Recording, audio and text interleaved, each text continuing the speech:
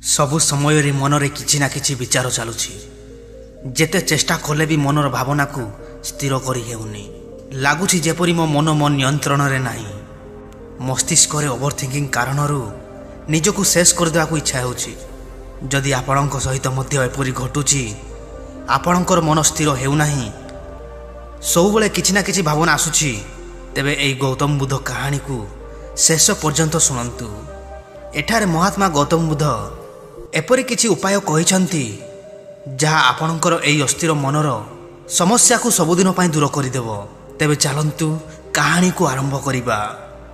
ଗାଁରେ ରହୁଥିବା ଗୋଟିଏ ଯୁବକ ତାର ମନର ଖରାପ ଏବଂ ବେକାର ବିଚାର ପାଇଁ ବହୁତ ଦୁଃଖିତ ଥିଲା। ଚାହୁଁ ନଥିଲେ ବି ତା ମନରେ କିଛି ନା କିଛି ବିଚାର ଚାଲୁଥାଏ। ଯେବେ ସେ କୌଣସି କାମ କରେ ତେବେ ତାର ହାତ ଗୋଡ଼ ତ ଚାଲୁଥାଏ, ମାତ୍ର ତାର ମନ ଅତୀତର କୌଣସି ଘଟିଥିବା ଘଟଣାର ଭାବନାରେ ବୁଡ଼ି ରହିଥାଏ। ତାକୁ ତାର ଭବିଷ୍ୟତକୁ ନେଇ ମନଗଢ଼ା କାହାଣୀ ବି ଭାବିବାରେ ମଜା ଲାଗୁଥିଲା।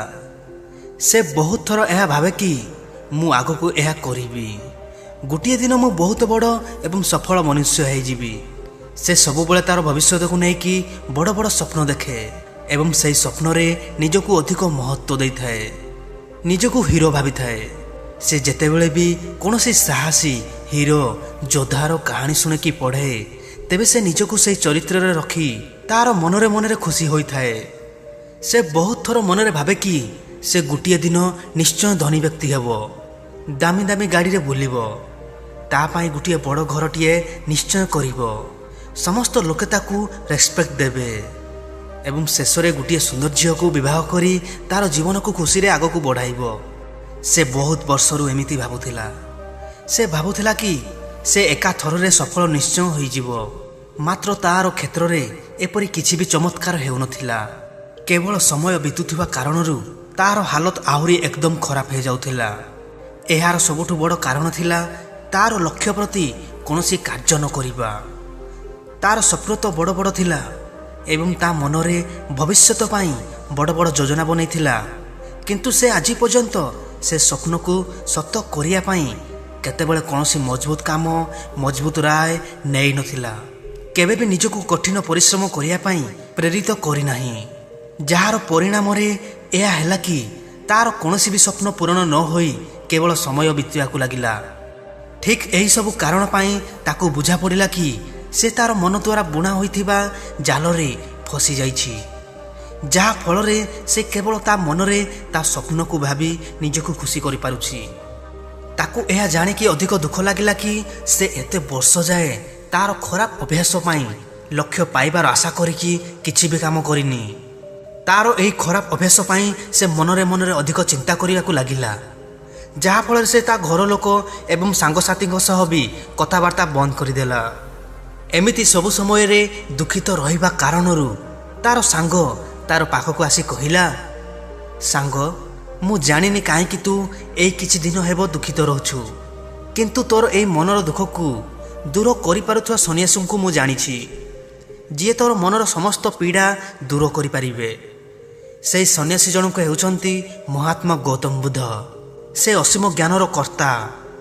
ତାଙ୍କ ପାଖରେ ଏପରି ଶକ୍ତି ଅଛି ଯାହା ତୋର ସମସ୍ତ କଷ୍ଟ, ଯନ୍ତ୍ରଣା ଓ ଦୁଃଖକୁ ଦୂର କରିଦେବ। କେବଳ ଥରେ ତାଙ୍କ ପାଖକୁ ତୋର ସମସ୍ୟା ନେଇକି ଯା। ମୁଁ ବିଶ୍ୱାସର ସହ କହୁଛି, ତୁ ଫେରିବା ପରେ ତୋ ଭିତରେ ଆଉ ଏ ସମସ୍ୟା, ଏ ପୀଡ଼ା ନଥିବ। ତାର ସାଙ୍ଗର ଏପରି ପ୍ରେରଣାଦାୟକ କଥା ଶୁଣି ସେ ବୁଦ୍ଧଙ୍କ ପାଖକୁ ଗଲା। ଭଗବାନ ବୁଦ୍ଧ ଗୋଟିଏ ଗଛ ତଳେ ବସି ଧ୍ୟାନ କରୁଥିଲେ। ମହାତ୍ମା ବୁଦ୍ଧଙ୍କ ପାଖକୁ ଯାଇ ସେ ତାର ସମସ୍ତ ସମସ୍ୟା ବିଷୟରେ କହିବା ଆରମ୍ଭ କଲା। ସେ କହିଲା, ହେ ବୁଦ୍ଧ, ମୋର ମନ ଅସଂଖ୍ୟ ବିଚାରରେ ଘେରି ହୋଇଯାଇଛି। ଏହି କାରଣ ପାଇଁ ବିନା ଜରୁରୀର ବିଚାର ଗୁଡ଼ିକ ସବୁ ସମୟରେ ମୋ ମନରେ ଚାଲୁଛି। ମୁଁ ଯଦି ବି କୌଣସି କାମ କରୁଥାଏ, ତେବେ ବି ମୋ ମନ ଅତୀତ କିମ୍ବା ଭବିଷ୍ୟତର କୌଣସି ବିଚାରରେ ଯୋଡ଼ି ହୋଇ ରହିଥାଏ। ମୁଁ ଯେତେ ବି ଚେଷ୍ଟା କଲେ ମୁଁ ମୋ ମନର ଅଶାନ୍ତ ମନକୁ ଶାନ୍ତ କରିପାରୁନି। ମୁଁ ମୋ ମନକୁ ସ୍ଥିର କରିବା ପାଇଁ ଚାହୁଁଛି, ଶାନ୍ତ କରିବା ପାଇଁ ଚାହୁଁଛି, ମାତ୍ର ମୁଁ ଏ ପର୍ଯ୍ୟନ୍ତ ଅସଫଳ ହୋଇଯାଇଛି। ହେ ବୁଦ୍ଧ, ମୁଁ ଆପଣଙ୍କ ପାଖକୁ ବହୁତ ଆଶା ରଖିକି ଆସିଛି। କୃପା କରି ମୋତେ କୌଣସି ରାସ୍ତା ଦେଖାନ୍ତୁ। ସେହି ଯୁବକଟିର ସମସ୍ତ କଥାକୁ ଶୁଣି ସାରିଲା ପରେ ଗୌତମ ବୁଦ୍ଧ କହିଲେ, ଜୀବନରେ ଖୁସି ଏବଂ ମନ ଶାନ୍ତ ତେବେ ହେବ ଯେବେ ଯାଏ ତୁମେ କରିଆସୁଥିବା ଭୁଲକୁ ସୁଧାରି ନାହଁ। ତୁମେ ଯଦି ତୁମ ଭୁଲ ଗୁଡ଼ିକୁ କରିବା ବନ୍ଦ କରିବ ଏବଂ ନିରନ୍ତର ଚେଷ୍ଟା କରିବ, ତେବେ ତୁମ ମନ ଆପେ ଆପେ ଶାନ୍ତ ଏବଂ ସ୍ଥିର ହୋଇଯିବ।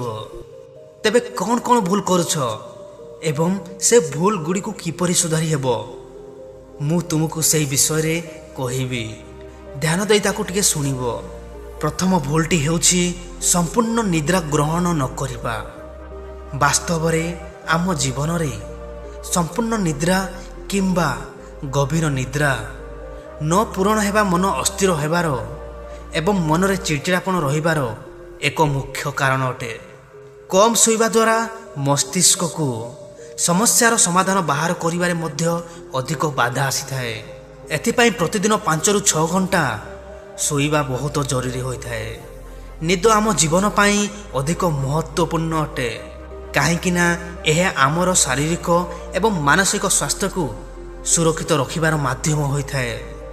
ପ୍ରତିଦିନ ନିଦ ନେବା ଦ୍ୱାରା ଆମର ଶାରୀରିକ କ୍ଷମତା ବଢ଼ିଥାଏ, ମାନସିକ ବାଧା କମ୍ ହୋଇଥାଏ ଏବଂ ଜୀବନର ଗୁଣବତ୍ତାର ସୁଧାର ହୋଇଥାଏ। ଆମ ଦୈନନ୍ଦିନ କାମରେ ନିଦର ବହୁତ ବଡ଼ ହାତ ଅଛି, କାହିଁକି ନା ଏହା ଆମକୁ ଥକିବା ଏବଂ ଚିନ୍ତା କରିବା ଠାରୁ ଦୂରରେ ରଖିଥାଏ। ଯଦି କୌଣସି କାରଣବଶତଃ ତୁମେ ପୁରା ନିଦ ନେଉନାହଁ, ତେବେ ଏଥିରେ ତୁମକୁ ତୁମର ଶାରୀରିକ ଏବଂ ମାନସିକ ସ୍ୱାସ୍ଥ୍ୟଠାରେ ବହୁତ ଖରାପ ପ୍ରଭାବ ପଡ଼ିଥାଏ। ତେଣୁ ତୁମକୁ ଭବିଷ୍ୟ ଏବଂ ଭୂତକାଳର ଭାବନାକୁ ଚିନ୍ତା କରି ମନକୁ ଅସ୍ଥିର କରିବା ଠାରୁ ରକ୍ଷା ପାଇବାକୁ ଚାହୁଁଛ ଯଦି ପ୍ରଥମେ ସମ୍ପୂର୍ଣ୍ଣ ନିଦ୍ରା ଗ୍ରହଣ କର। ଏହାପରେ ଦ୍ୱିତୀୟ ଭୁଲ ଅଭ୍ୟାସଟି ହେଉଛି ଯାହା ଭାବିଛ ତାହା ଭବିଷ୍ୟତରେ ହେବାକୁ ତା ପ୍ରତି ଅଧିକ ଆଶା ରଖିବା। ଏହି ଅଭ୍ୟାସଟି ବହୁତ ମାରାତ୍ମକ ଅଟେ। ଏଥିରେ ଆମେ ଆମ ଆଶା, ଆମ ଇଚ୍ଛା ପୂରଣ ହେବାକୁ ନେଇ ଅଧିକରୁ ଅଧିକ ଆଶା ରଖିଥାଉ। ମାତ୍ର ତାହା ଯଦି ଦୁର୍ଭାଗ୍ୟବଶତଃ କୌଣସି କାରଣ ପାଇଁ ହୋଇନଥାଏ, ତେବେ ଆମେ ଆମ ମନରେ ବହୁତ ଦୁଃଖିତ ହୋଇଥାଉ ଏବଂ ଶେଷରେ ଭାଙ୍ଗି ପଡ଼ିଥାଉ। ଆମକୁ ଏହା ଜାଣିବା ଦରକାର କି କିଛି କାର୍ଯ୍ୟ, କିଛି ବିଶ୍ୱାସ ଆଗକୁ ବଦଳି ଯାଇପାରେ, କିଛି ପରିବର୍ତ୍ତନ ହୋଇପାରେ। ତେଣୁ ତୁମେ ଯେବେ ବି କିଛି ଆଶା କରିବ, ତେବେ ସେଥିରେ ନିଜକୁ ବୁଝାଇବ କି ମୁଁ ଯାହା ଅନୁମାନ କରିଛି ତାହା ହେଇପାରେ କିମ୍ବା ନ ହେଇପାରେ। ମାତ୍ର ମୋତେ ଅସଫଳ ହେବା ପରେ ଦୁଃଖିତ ନ ହେଇକି ପୁନର୍ବାର ଚେଷ୍ଟା କରିବାକୁ ପଡ଼ିବ, ଯାହାଦ୍ୱାରା ମନକୁ କୌଣସି ପ୍ରକାର ଚିନ୍ତା ଆସିବ ନାହିଁ। ଏହାପରେ ତୃତୀୟ ଭୁଲଟି ହେଉଛି ଯାହା ତୁମକୁ ସୁଧାରିବାର ଅଛି, ତାହା ହେଲା ନିଜକୁ କାହା ସହ ତୁଳନା ନ କରି ନିଜ କାମରେ ପାରୁ ପର୍ଯ୍ୟନ୍ତ ଚେଷ୍ଟା କରିବାକୁ ପଡ଼ିବ। ଅନ୍ୟ କେହି କେତେ କ'ଣ କରିଛି ଏବଂ କରିବ, ଏସବୁକୁ କିଛି ନ ଭାବିକି ନିଜେ କ'ଣ କରିପାରିବ ଏବଂ ନିଜ ଦ୍ୱାରା କ'ଣ ସମ୍ଭବ, ଏସବୁ ଭାବିକି ନିଜର ଲକ୍ଷ୍ୟ ପ୍ରତି କଠିନ ପରିଶ୍ରମ ଏବଂ ଧୈର୍ଯ୍ୟ ରଖିବାକୁ ପଡ଼ିବ। ଏହାଦ୍ୱାରା ଆମ ମନ ଆମର ଚେଷ୍ଟା ସହିତ ଜଡ଼ିତ ହୋଇଯିବ, ଯାହାଦ୍ୱାରା ଆମ ମନରେ କାମ ନ କରିବାର ନକାରାତ୍ମକ ଭାବନା ନ ଆସି ସକାରାତ୍ମକ ଭାବନା ଜାଗ୍ରତ ହେବ।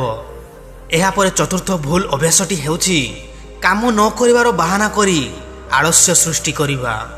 ନିଜର ଲକ୍ଷ୍ୟକୁ ପୂରଣ କରୁଥିବା କାର୍ଯ୍ୟ କରିବା ସମୟରେ ଯଦି ଆଳସ୍ୟ ଆସିଥାଏ, ତେବେ ସେହି ଆଳସ୍ୟ ଶେଷ ହେବା ପରେ ମନରେ କାମ ନ କରିବା ପ୍ରତି ଗଭୀର ଚିନ୍ତା ଏବଂ ନିଜ ପ୍ରତି ନକାରାତ୍ମକ ଭାବନା ଆସିଥାଏ, ଯାହାଦ୍ୱାରା ଏହା ବାରମ୍ବାର ହେବା ଫଳରେ ସମୟ ନଷ୍ଟ ହେବା ସହିତ ମନରେ ଏପଟ ସେପଟ ଖରାପ ଭାବନା ଆସିଥାଏ। ତେଣୁ ତୁମକୁ କାମକୁ କରିବା ସମୟରେ କୌଣସି ଆଳସ୍ୟ ନ ଆଣି କାମକୁ ପୂରା କରିବା ଉଚିତ। ଏହାପରେ ପଞ୍ଚମ ଭୁଲଟି ହେଉଛି ନିଜର ଭବିଷ୍ୟତକୁ ନେଇକି ଅଧିକ ଚିନ୍ତା କରିବା। ଏହା ରୋଗ ପରି ଆମ ମନକୁ, ଆମ ଶରୀରକୁ ଖରାପ କରିଦେଇଥାଏ। ତେଣୁ ଯେତେବେଳେ ବି ଭବିଷ୍ୟତକୁ ନେଇ କ'ଣ ହେବ କ'ଣ ନାହିଁ ଏପରି ଭାବନା ଆସିବ, ତେବେ ନିଜ ମନକୁ ଶାନ୍ତ କରି କେବଳ ଏହା କହିବ କି ଯାହା ହେବ ସେତେବେଳେ ତାହା ଦେଖାଦେବ। ଏମିତି କହି ନିଜ ମନକୁ ବର୍ତ୍ତମାନରେ କ'ଣ କରିବ, କ'ଣ କରୁଛ ସେଥିପ୍ରତି ଅଧିକ ଧ୍ୟାନ ଦେବାକୁ ପଡ଼ିବ। ଏହାପରେ ଷଷ୍ଠ ଭୁଲଟି ହେଉଛି କୌଣସି ଦିନରେ କୌଣସି ପ୍ରକାର ଧ୍ୟାନ ନ କରିବା। ଆମ ମସ୍ତିଷ୍କକୁ, ଆମ ମନକୁ ଶାନ୍ତ ଏବଂ ସ୍ଥିର କରିବା ପାଇଁ ପ୍ରତିଦିନ କିଛି ନା କିଛି ସମୟ ପାଇଁ ନିଶ୍ଚୟ ଧ୍ୟାନ କରିବାକୁ ପଡ଼ିଥାଏ। ତେଣୁ ତୁମେ ମଧ୍ୟ ପ୍ରତିଦିନ କିଛି ନହେଲେ ଗୋଟିଏ ଘଣ୍ଟା ଧ୍ୟାନ କରିବ। ମହାତ୍ମା ବୁଦ୍ଧ ସେହି ଯୁବକକୁ ଆଗକୁ ବୁଝାଇବାକୁ ଯାଇ କହିଲେ, ତୁମେ ଆଗକୁ ଏଇ 5ଟି ଭୁଲ ସୁଧାରି ଜୀବନରେ ଖୁସିରେ ଖୁସିରେ ଆଗକୁ ବଢ଼। ଏହା ଭାବ ନାହିଁ କି କେବଳ ଧନୀ ବ୍ୟକ୍ତିମାନେ ବିନା କଷ୍ଟ, ବିନା ଚିନ୍ତା ଏବଂ ବିନା ଦୁଃଖରେ ଜୀବନ କାଟୁଛନ୍ତି।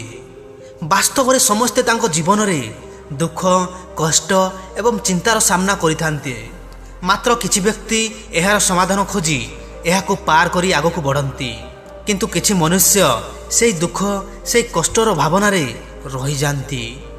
ତେଣୁ ଜୀବନରେ କ'ଣ ହେଇଗଲା ନ ଭାବିକି କ'ଣ ଆଗକୁ କରିପାରିବ, କେବଳ ସେଥିପ୍ରତି ଧ୍ୟାନ ଦିଅ। ମହାତ୍ମା ବୁଦ୍ଧଙ୍କର ଏହିପରି କଥା ଶୁଣି ସେହି ଯୁବକ ଶାନ୍ତି ମନରେ ସେଠାରୁ ଘରକୁ ଚାଲିଗଲା।